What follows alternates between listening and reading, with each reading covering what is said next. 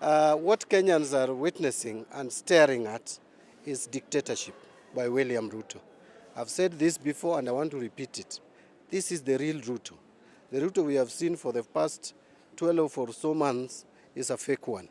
This is the Ruto, a dictator, one who does not care so long as his interest is served. This housing levy is serving no other person's interest but Ruto's interest. He is determined to push it, whether Kenyans like it or not, whether you are crying, he does not care. This bill is not good for Kenyans, and they know it. It's not that the executive does not know, but they still insist in pushing it, whether we make noise or not. Now, my final comment would be, I want to thank the leadership of Azimio. There was no reason why we should participate at all in the committee of the whole House, because this is already determined. So walking out is the right thing to do. Let us meet elsewhere. First, maybe court. Two, I think Kenyans may go back to where we came from. Because if we have to be pushed this way, tomorrow you don't know what will happen. Let me just mention something that is very interesting, and Honorable Junet Mohamed mentioned it. That now any Kenyan, whether you are a farmer or you sell clothes, mutumba, or whatever you do, the government has the right to calculate 1.5% of your gross earnings, not net, gross earnings, and deduct that as housing levy. What we are doing is simply setting Kenyans against the KRA. They will come to your doorsteps and start demanding for housing levy from you for I don't know what source of income.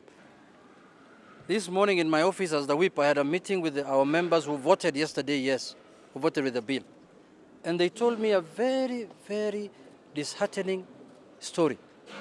They told me that they were coerced, they were intimidated, they were told that projects that are going on in their constituencies will be stopped by the executive.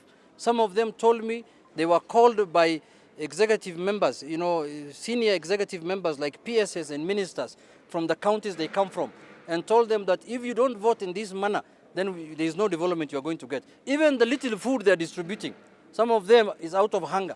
They were told even the rice and the beans that we are sending to your constituency will be stopped. How can we do that? Honestly, how can we do that? What kind of strong arm tactics is that? I'm really in deep shock today that in 2024, the government of the Republic of Kenya can use that kind of tactics to make members of parliament vote in a certain way. Members of parliament must always vote with their conscience, especially the members of parliament in the Azimio side.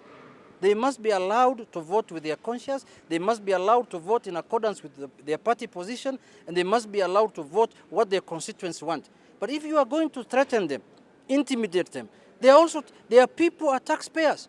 Taking development to members of parliament, areas represented by Azimio, is not a favor, it's a right. Their constituents, their people also pay taxes, just like the constituents, members of Kenya Kwanza pay taxes.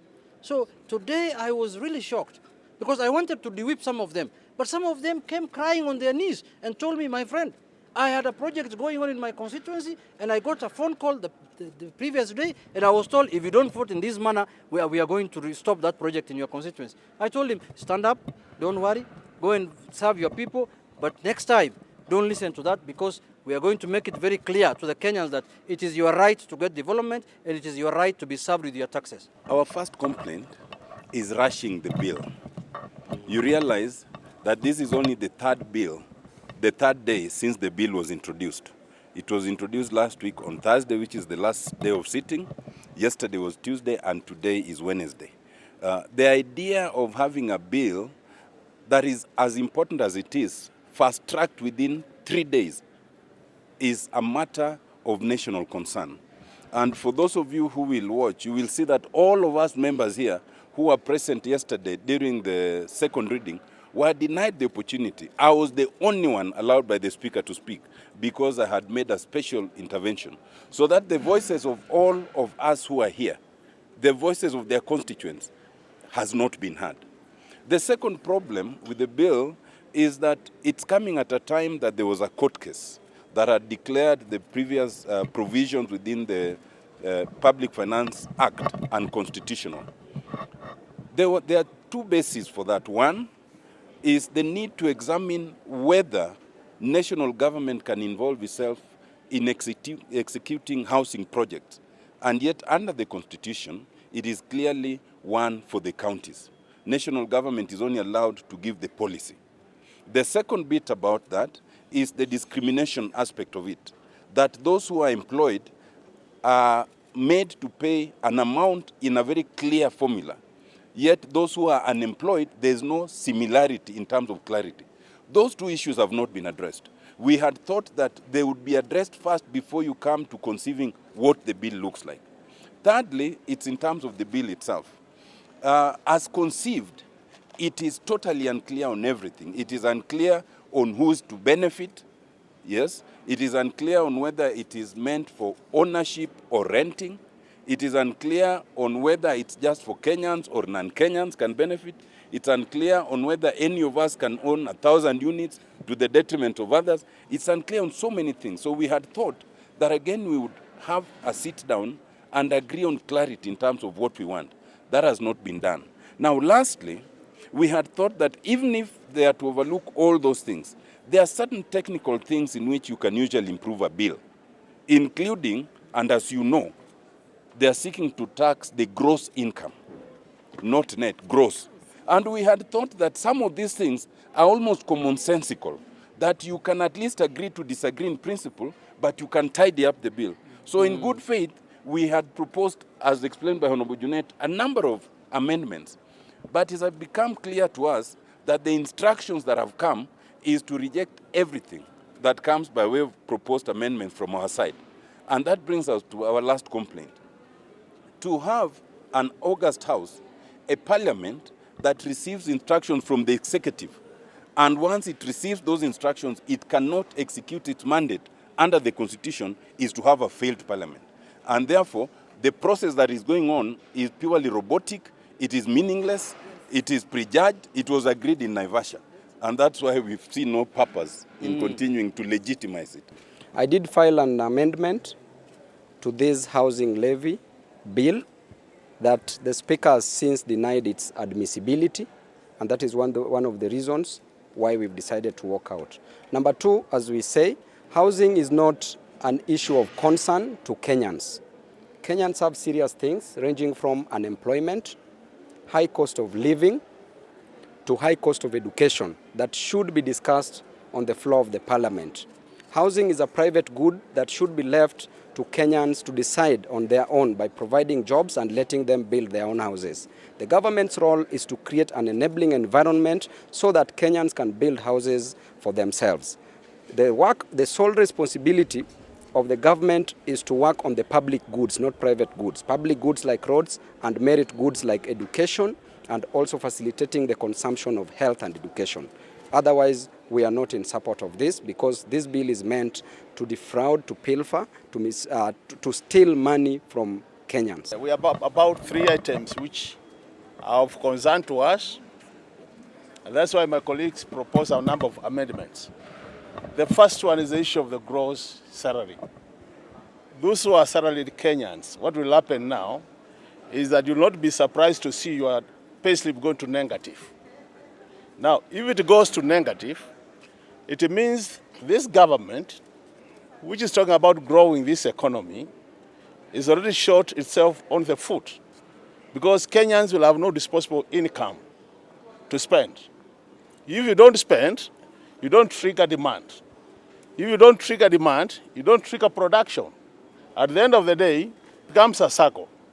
The second item, which is very critical, is the issue of the share for the way the houses are distributed. You know, we have a free hand. If I want to take 100, I can take. If this government was smart, they would have gone for what I would call kind of share for each area. For example, we say, those Kenyans who are not earning a salary, you get 20% of the share of the houses. Others will get about 10%, so that you have an itemized way of the way the house will be shared. In that case, then you will be sure that the low-income earning Kenyans will be able to access these houses. As it is now, I can tell you for sure, our informal sector who are going to contribute will have no house, even if you look at the deposit being paid. The third item, which is important, and this is what as Kenyans we need to think through, is the issue of land. We are giving public land for private development. So when do we get that public? Because public land is for public interest. So once you combine the two, the public interest disappears. So what we are doing, we're actually now making people make more profits at the cost of Kenyans. These are the issues we are raising. Kenyans is so not lost. Why am I saying it's not lost? We have the Senate, where I doubt seriously whether they will be able to do anything, having seen what has happened in the National Assembly, but we have the courts. So we want to urge Kenyans, together with Azimio coalition, to think about how they can go to courts to challenge this bill. Because it doesn't make sense to anybody. It's not going to help Kenyans. It's going to help, to me, I think this is what we call entrepreneurs, is a tenderpreneur kind of move. That is that they have the majority and they can do what they want in numbers.